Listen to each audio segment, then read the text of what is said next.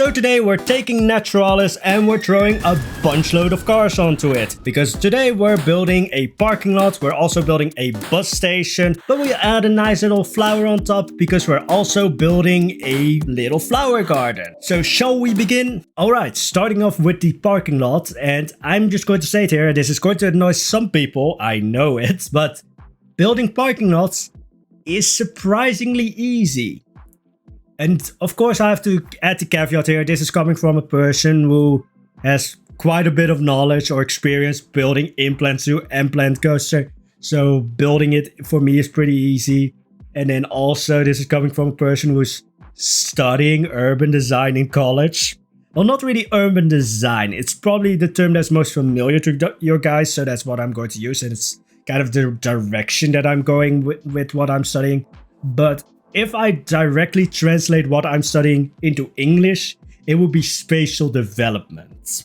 But urban design is kind of like a direction that you can go within that, although it's not 100% the same. So urban design is just, it's probably what's most familiar to you guys. So whenever I say, oh, this is easy to build or this is difficult to build, always take it with a grain of salt because of the just amount of experience that I have with building a plant zoo and plant coaster, and I'm also actually studying urban design in college. So all of those things help a lot. But when it comes to building a parking lot, the reason why I'm saying it's easy for me to build is because you build one parking space and you duplicate it all over the place.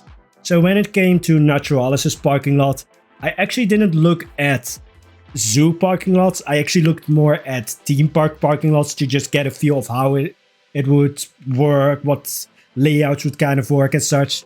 And then when it comes to the actual parking lot in Naturalis, of course the 3 points that I needed to keep in mind was it needs to be slightly futuristic looking, it needs to be certainly modern looking, and it needs to have a lot of nature incorporated in it. So what that means is throw a bucket load of asphalt down, but add some slits so that the ground can still breathe, so that grass can grow through it and such, even though there will be cars on top of it, which means that the grass will most likely also quickly die off, so there's that. But basically there are just these parking spaces with these slits in it so that the ground can breathe and any rainwater can easily filtrate into the ground, because yeah, asphalt doesn't really allow for easy filtration of water into the ground. So that's when, if it rains a lot, streets get flooded because the water can't go anywhere and maybe like the drains are already just completely just overwhelmed. And that's another point when going to the parking lot for Naturalis. I usually forget to place drains and just, well, I won't say gutters, but gutters I think on with buildings and such. But I usually forget to place drains, and here I was just like, alright, I want to save myself from placing a lot of drains. And I have this space in between parking lots because Naturalis's parking lot is basically 3 smaller parking lots that are interconnected to form a large parking lot, which is usually how parking lots go for like theme parks that are growing. They usually build one small one at the beginning, and then as, well, theme parks and zoos and such, as they are growing, they add more space for parking and such. And so you sometimes get it that you have parking lot A and parking lot B and parking lot C. Well, when it comes to Naturalis, there are 3 parking lots that are interconnected, and in between the first 2, there was this space that I basically didn't know what to do with. So I built the flood park, which isn't really a park because you're not meant to be here, but it's basically supposed to just be a natural area that is set up and just laid out so that it looks good and is aesthetically pleasing when it's not flooded, but does allow it for it to be flooded. So if there's heavy rain and such, water just goes here and doesn't flood the entire parking lot. So that's the thing when it came to the parking lot. Now let's move on to the bus station. No flood parks here, although the bus station was probably one of the most difficult things to build. Because first of all, I needed to think of like ramps and such, because when it comes to Naturalis, of course I want to think about people with disabilities. So if there is just a straight up just like stair basically, or just a barrier like that, I need to make sure that there's also an option for a ramp, so that if someone is in a wheelchair or with limited visibility for who stairs are more difficult to use, there needs to be also an option for a ramp or for a lift. However, of course, when it comes to a bus station or a bus stop, it's not that much of a high difference that you would need a lift, so a ramp will suffice. And then when it came to just building it, I at first thought like, oh, this is going to be very difficult. Like, I usually just like things to be completely flat and such. And I just want to add this. There are places in not Eve, it's melting temperatures in the Netherlands right now, so my brain is even less cohesive than normal. There's that. Or it's more cohesive because my brain just can't go on a million tangents. It just doesn't have the energy for that. But when it comes to Naturalis and just anything that I built in Planet Zoo, there might be slight like height differences where you can like see kind of like the edge of things, but that's supposed to be completely flat. But if I made it completely flat and I moved the camera over it, it would basically be just a epilepsy trigger because everything would start flickering because the textures would collide. So there are a lot of places where there's like that little tiny bit of a height difference, but it's supposed to be flat. But if I made it completely flat, it would just, the textures would go crazy. But yeah, I added this ramp or built this ramp onto the bus stop.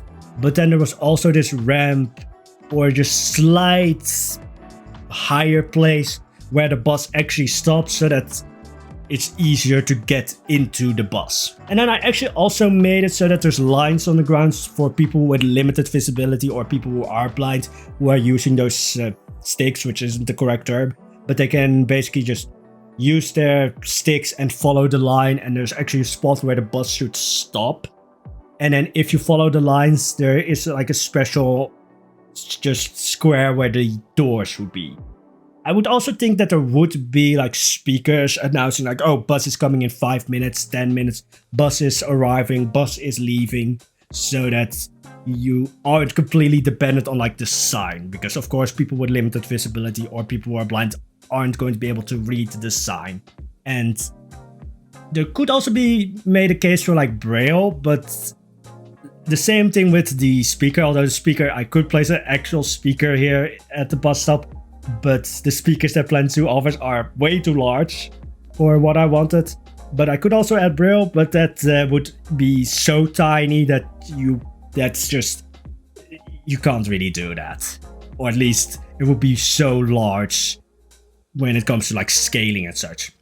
Now, however, we go to the actual bus stop building, which I really like. This is one of the cases where I had an idea and it translated into the build 100%. Like usually I will get an idea and as I'm building it, I will change some things. But when it comes to this actual building, I had an idea. I looked it up on Pinterest because I know how some people hate Pinterest. For me, it's just, I just scroll through it mindlessly looking for like inspiration, and I saw this picture of, I don't think it was a bus stop, but it might have been, but it was just this building, and I was just like, I need this.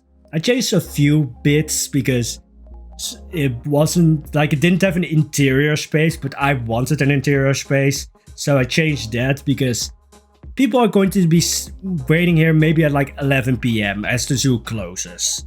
Probably earlier. I don't know if a zoo closes at 11 p.m. or just earlier, but people are going to be waiting here when it's dark, when it's cold, and you probably want a indoor space so that you're not freezing your ass off. So I built this interior space, and I don't want to just like make disabilities the main talking point, but it's just, for me, it's such an interesting thing to think about when it comes to building, because it does add that little bit of a challenge, because as I said in the previous video, I'm completely ignorant when it comes to disabilities. I have never been disabled in my life. There's not one in my immediate social circle that is disabled, so I am completely ignorant when it comes to like, alright, how, like what decides in the public space work really well when it comes to disabilities, what is built for people with disabilities.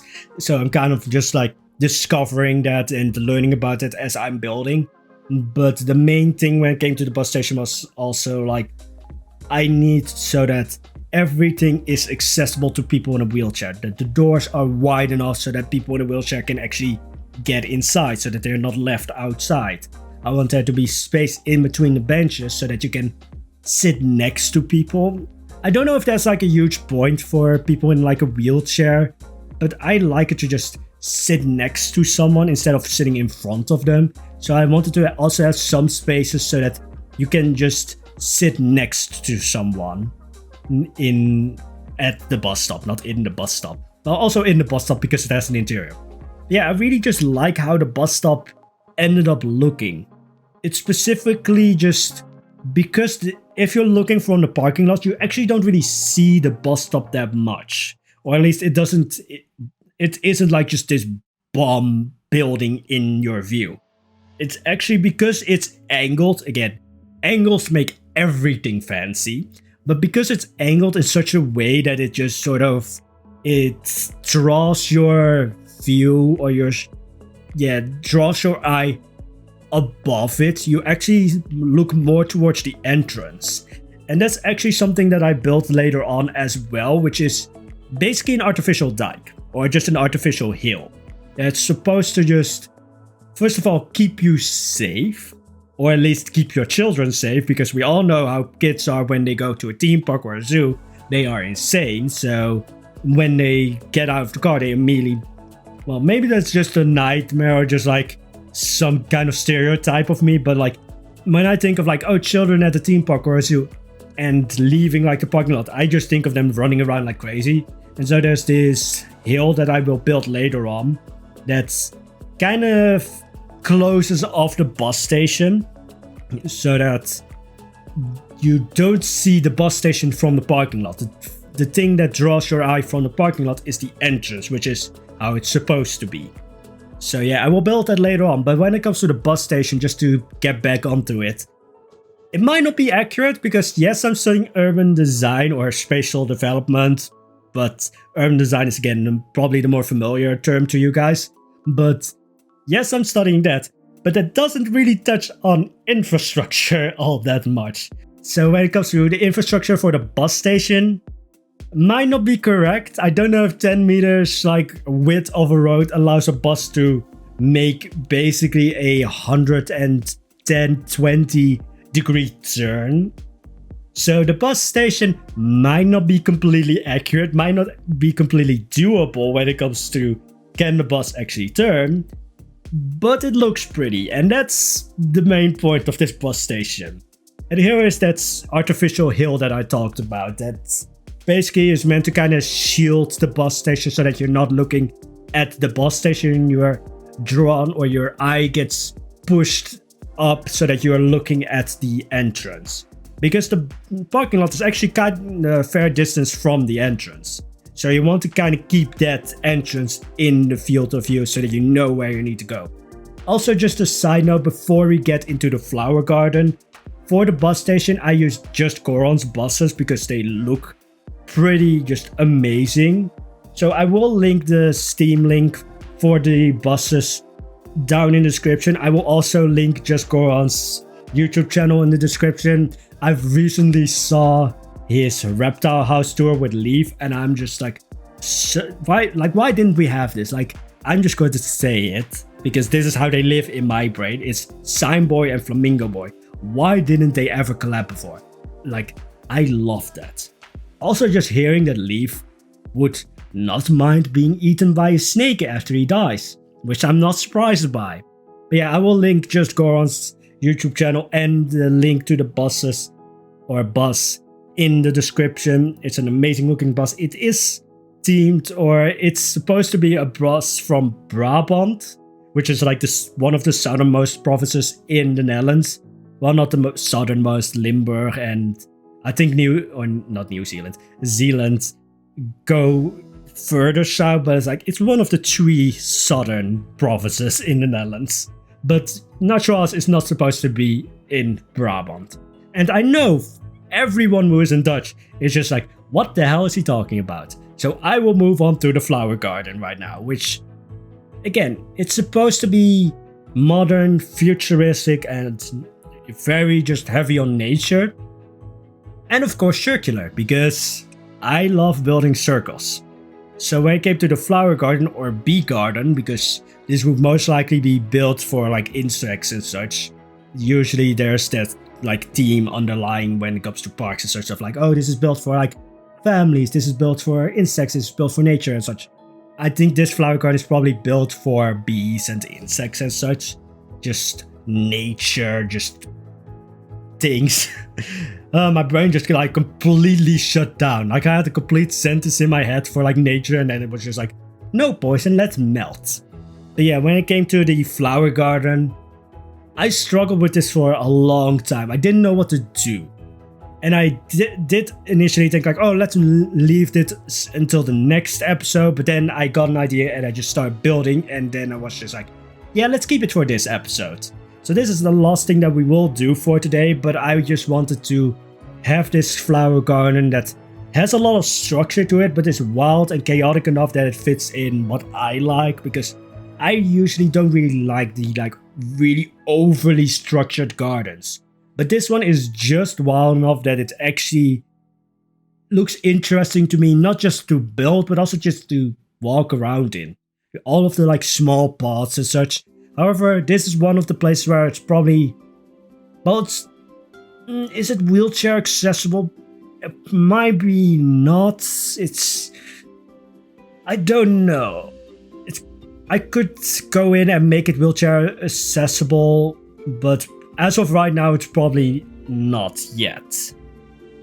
But yeah, anyways, when it comes to the flower garden, I just really like how it looks.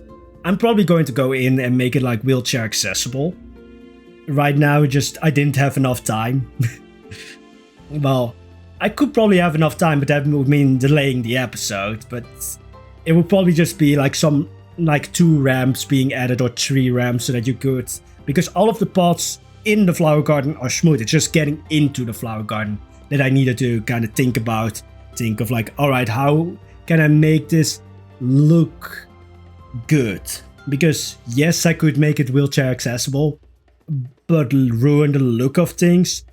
So it's just like, all right, how am I going to make this accessible, but also still fit in with how it looks? But anyway, that's going to be it for today's video. I still mix a little bit when it comes to the colors of the potting in the flower garden. By the time that you see this, I will probably have made it wheelchair accessible. It's just, as of right now, just because this was kind of a last minute build. Not last minute as in I was rushing it. It was just like the idea came very last minute. And I was just like, oh yeah, I need to just make this wheelchair accessible still. Anyways, that's going to be it, as I said, for today's episode of Naturalis. I will see you in the next video. And now let's see the end result.